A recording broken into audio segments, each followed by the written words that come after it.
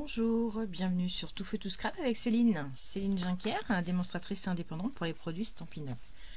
10e case de notre calendrier de l'Avent 2021. Donc une petite boîte très simple. C'est une boîte que j'ai réalisée il y a 2 semaines environ lors d'un atelier enfant. Donc vraiment simple à réaliser. Voilà. C'était sur des filles de 11-12 ans, 10-12 ans, on va dire plutôt. Donc vous voyez comme quoi ça reste simple. Je vais la réaliser en rouge comme par habitude. On est sur un calendrier, une boîte rouge, une boîte verte. J'en fais 2 donc lors de la réalisation toujours. Une qui est déjà faite, une qui est à faire ensemble. Du coup à la fin j'aurai l'intégralité de mes 24 boîtes pour mes 2 enfants. Voilà, et bien écoutez, je vous retrouve immédiatement pour cette réalisation. Donc là c'était du vert épinette enivrante et je la réalise avec du rouge. Alors il nous faut simplement donc je vous la remonte de près peut-être, hein, mais pas voilà, un liseré couleur or, une boîte verte et un ruban en soyeuse succulente pour faire ressortir un petit peu.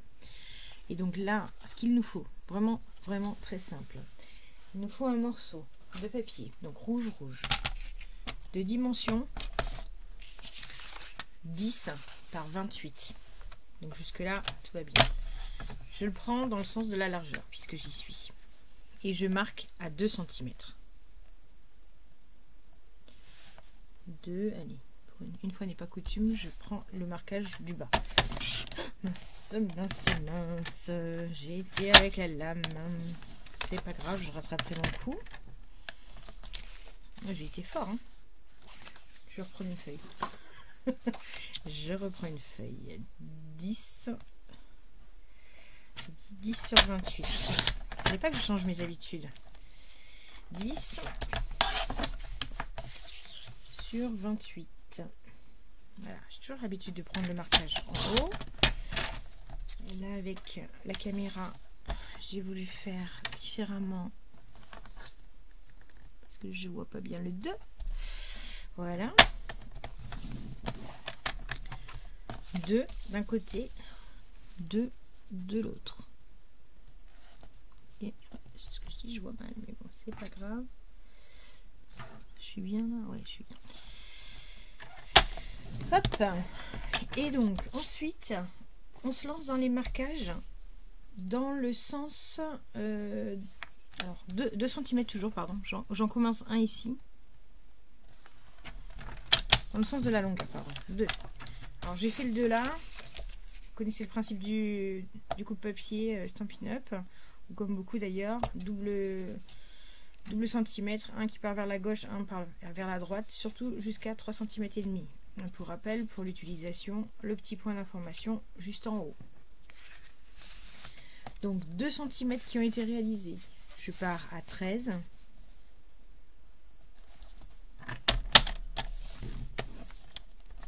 À 15. Et une dernière à 26. Vous voyez, vraiment rien de bien compliqué. Voilà, maintenant je peux quitter mon coupe-papier. À ce stade, je vais marquer les angles. Enfin, marquer les angles. Je vais faire des ouvertures. Donc, vous connaissez maintenant le principe des boîtes. Donc là, on va couper ici et ici. Donc, moi, je vais faire je vais y arriver, l'intersection des différentes lignes de rainurage. Comme vous pouvez le voir, on voit pas bien en fait, hein. Voilà, là l'intersection des différentes lignes de rainurage forme des petits carrés. Donc vous en avez aux 4 coins de la feuille et vous en avez 2 en intermédiaire. Donc sur ces carrés là, simplement on ne les enlève pas, on les biseaute, histoire de faire la propreté pour la réalisation de la boîte. Donc quand on biseaute, moi je fais comme ça. Ok. Alors plus ou moins, hein, c'est vous qui voyez, c'est pas une obligation de le faire déjà à la base, mais je trouve que ça fait plus propre au niveau de la finition. Et maintenant, il nous reste celle du milieu. Donc là, c'est pareil. Je les entaille sur les extrémités, mais je ne les coupe pas, ok?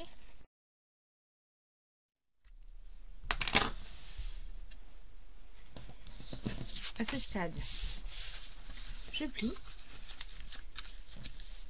Alors, pour les personnes qui me suivent, vous savez que j'ai l'habitude de perdre tout. Donc là, c'était le pliant Arnos. Bon, ça a duré quelques secondes. C'est plus ou moins rangé aujourd'hui. Ça va pas durer. Hein. Hop là.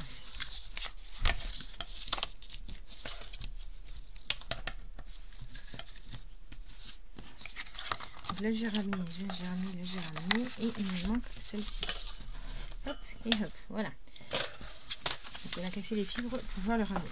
Alors, là, je vais rabattre. Alors, je vais mettre, je vais rabattre les angles qui sont là à l'intérieur. Hein. On va faire former une boîte, hein, tout simplement. Hein, qu'on soit bien d'accord, comme ça.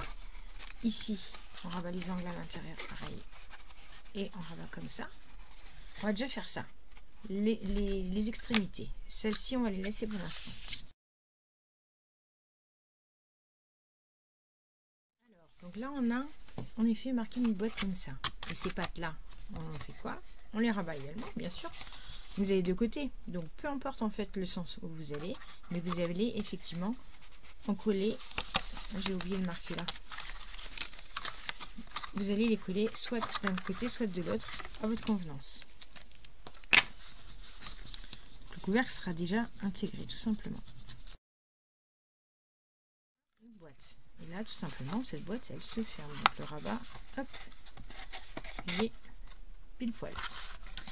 Donc à ce stade-là, ce qu'on va pouvoir faire, c'est venir déjà décorer. Alors, décoration, on la mettra sur la fin. J'ai besoin d'un fond papier de matage. Alors moi, j'ai choisi couleur or. Hop. De dimension 5,5 par 10,5. C'est 0,5 cm de moins que la longueur. Ok. Alors, donc ça. Et j'ai besoin d'un petit papier blanc de dimension également 5 par 10. Donc ça vient se coller ici. Donc jusque là, tout baigne. Alors, on va le faire dès maintenant. Ça évitera.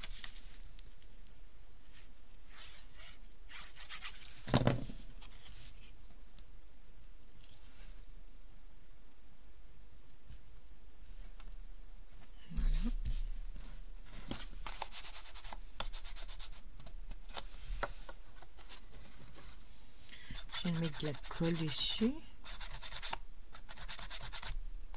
Voilà. C'est pareil. Le bouillon fort. Alors, et donc du coup, je ferme par contre. Je vais mettre là. Donc ça viendra là, ok. Mais avant de le coller, on va venir faire notre décoration. Le Stamparatus. Je vais avoir besoin, alors j'ai déjà procédé aux découpes hein, pour gagner en temps. Donc là, alors, je vous l'avais déjà montré dans une autre vidéo. Je ne sais plus quelle est la boîte. Ça doit être 2 ou 3 boîtes en arrière. La 7, c'est ça, la 7. Où j'avais procédé à... Je vous avais expliqué en fait comment je fonctionnais. Alors il y a différentes façons d'utiliser le Stamparatus. On peut déjà tamponner et après poinçonner. Ou poinçonner et après tamponner, chacun son truc. Moi je poinçonne et je tamponne, mais je me sers des matrices, enfin des chutes en fait, suite à la découpe, pour pouvoir bien positionner mon tampon. C'est à dire que là, si je pointe ici, mon feuillage, alors on le voit pas bien, bah oui forcément parce que j'ai ça par dessus, c'est pas grave, je les repositionnerai. Mon feuillage en fait il tombe pile poil dans mon trou, voilà, et je me sers en fait du tapis noir en dessous pour pouvoir prendre un point de repère. Donc maintenant, si je prends ma feuille découpée, donc si vous voulez aller à la chaîne par exemple, bah, ça va beaucoup plus vite. Vous passez plein de toutes vos découpes sur le papier de base. Vous gardez une des matrices autour et après paf paf paf et on y va en enquille. Donc là je tamponne en vert épinette enivrante. Oui, c'est ça, épinette embellante. Il est resté collé. Voilà. Je la voudrais un chouïa plus foncé, donc je vais recommencer. Donc voilà, hein, l'avantage du Stamparatus, c'est que vous pouvez réitérer votre tamponnage et que il n'y aura pas de bavure, ça tombera pile poil au bon endroit. Ok, c'est le principe d'une presse. Donc là j'ai un feuillage. Je vais juste venir nettoyer.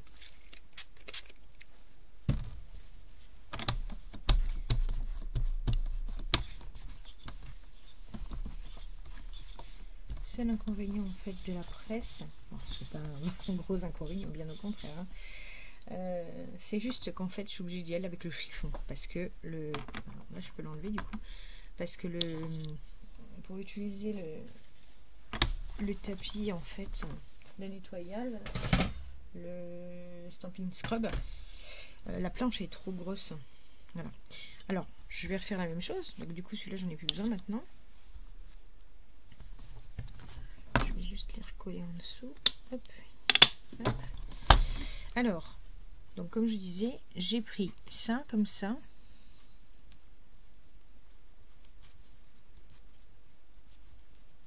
Alors, il faut trouver le bon. Voilà, le cognon là, c'est qu'elle a différentes pétales et qui ne sont pas dans le même sens. Donc voilà, je me positionne correctement dessus. Je fais la même chose avec la grande. On m'a dit, j'ai trouvé pile poil au bon endroit. Pour une fois que je la tourne pas dans tous les sens. Voilà. Je me centre bien, je vois mes bords, les bords de ma résine. Et donc du coup, je sais où je vais me positionner. Je viens avec la plaque tamponnée. Alors, tout à l'heure, en fait, j'en avais un d'un côté, un de l'autre. Ce qui veut dire qu'effectivement, quand vous avez plusieurs tampons, vous pouvez très bien retourner la planche. Et paf, d'un côté, on fait du vert, d'un côté, on fait du rouge. On a une deuxième plaque également qui vient, qui permet, voilà, vous pouvez aller vraiment à la chaîne et en faire plusieurs à la fois à votre convenance. Donc là, je vais... Bon, maintenant, il faut retrouver un bon truc. Ah ben, ça va, comme tout à l'heure, c'est pas trop mal. Là aussi, nickel, premier coup. Et maintenant, là, je prends mon rouge en encreur et je procède exactement de la même manière. Voilà. Pas la peine d'appuyer sur l'encreur, hein, parce que vous allez charger en encre le tampon, ce qui est pas bon. Je voudrais quand même un peu plus rouge.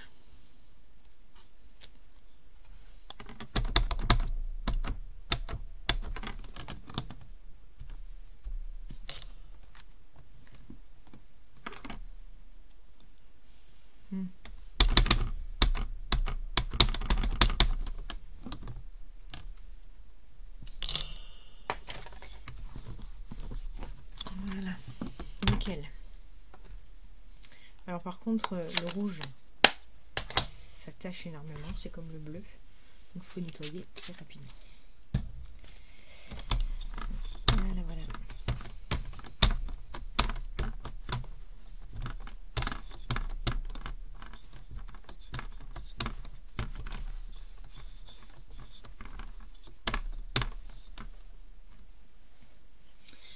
Voilà, et donc là, je viens récupérer mes pétales.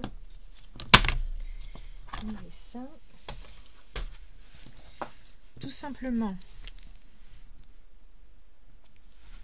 je viens coller là. Enfin coller, je viens mettre un point de colle, tout simplement, voilà.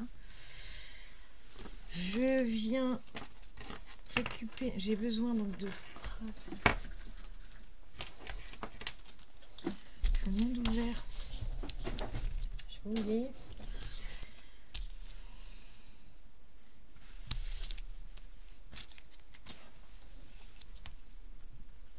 Voilà. Alors, je vais venir le mettre ici. Alors ici, j'avais mis une petite branche de feuillet de... Comment il s'appelle? Je me souviens plus son nom. De branchette, tout simplement. Donc, il s'agit de prendre la perforatrice. Alors ça c'est pratique au possible. La perforatrice. Hop. J'optimise mon papier. Voilà.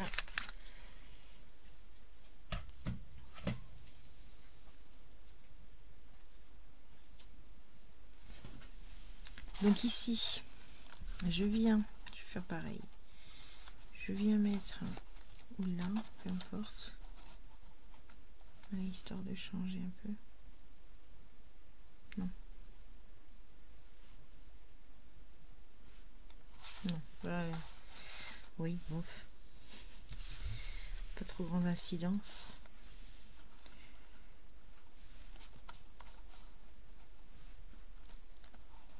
Et on va faire comme ça.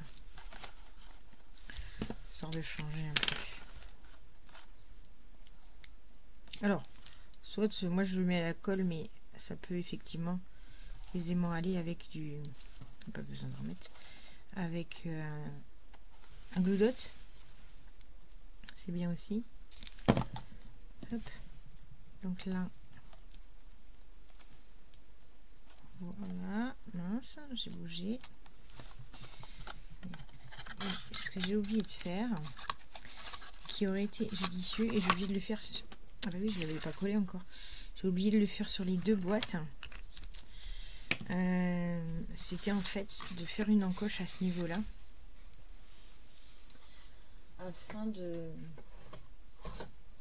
afin d'avoir un système de fermeture un peu plus pratique. Non, pas trop gros.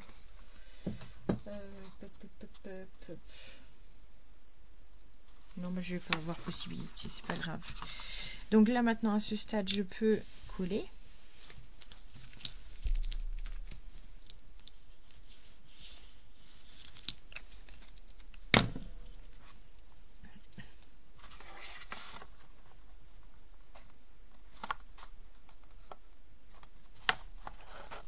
Je fais que des baveuses ce soir. Alors, ok, c'est centré. Et maintenant il me faut du ruban rouge. Donc maintenant il nous suffit de réaliser la fameuse étiquette livraison de bijoux rafraîchissants et puis de mettre les petits chiffres.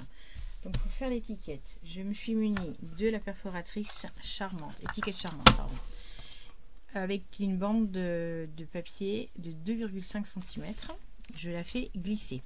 Donc juste pour rappel, hein, le principe de ces perforatrices, vous avez un motif sur lequel en fait, qui entièrement donne ça. Voilà, je ne sais pas si on le voit bien. Ça donne ça. Attendez, j'en ai là. Voilà, ça donne ce motif là. Ça, exactement. Voilà. Et alors, plus vous allez réduire, donc là, pour avoir celui que je viens de vous montrer, c'est le rail en fait le plus large. Plus vous allez réduire, moins vous allez prendre sur le motif, vous allez le tronquer. Et là, moi, je suis sur le rail le plus petit. Donc, quoi qu'il en soit, je ne peux pas me tromper. Ça sera le rail et pile poil, je tombe en façade, enfin derrière, je tombe pile au milieu. Donc, il est très bien positionné. Je n'ai pas besoin de regarder. Je regarde seulement si j'ai un petit peu de jeu sur mon papier, mais là, pour le coup, c'est pas le cas. Et là, je viens simplement perforer. Voilà. J'ai perforé, ça me donne ça exactement. Voilà. Et là, je vais venir donc mettre des tampons, des sentiments, 1 centiment en l'occurrence. Donc j'ai un tampon qui nous dit livraison de bijoux rafraîchissants. Voilà. Je vais venir tamponner en rouge, rouge.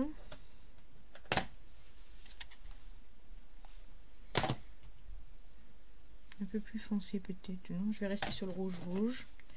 Tant qu'à faire, la boîte elle est dans ce sens là.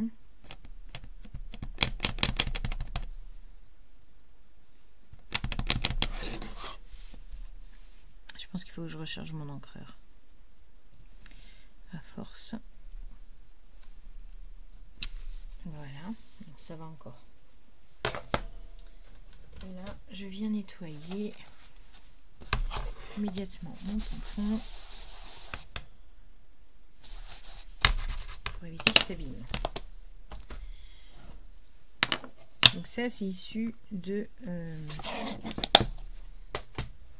du set de tampons pain d'épices glacé.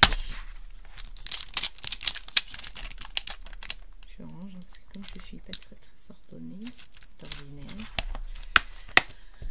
Voilà. Et donc dans le set de tampons Joyeux Moment, donc celui sur lequel est issu les poinsettias, je vais prendre en épinette enivrante.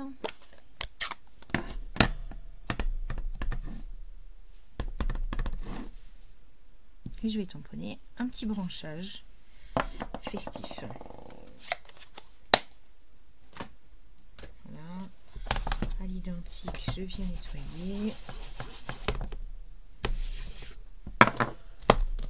Voilà. Et là, je sais pas où j'ai mis ma paire de ciseaux, de scrap, c'est pas grave. Donc voilà, j'ai mon étiquette que je viens simplement accrocher à ce stade-là. Voilà. Et là maintenant, je vais venir coller. Alors j'ai mis des glue dots derrière et je viens coller mes chiffres sur mon ruban. Comme ça évite que la colle elle transperce le ruban, puisque c'est de l'organza je suppose. Et donc du coup, ça va baver. Donc voilà, nous avons notre petite boîte numéro 10 qui est réalisée en rouge et en vert épinette enivrante. Voilà. Je sais pas si on voit bien. Oui, j'aurais pu les décaler un chouïa. Voilà. Bah écoutez, j'espère en tout cas que ce petit projet vous aura plu. Donc relativement simple. Et puis bah, je vous retrouve très rapidement pour la 11e boîte. Voilà, merci.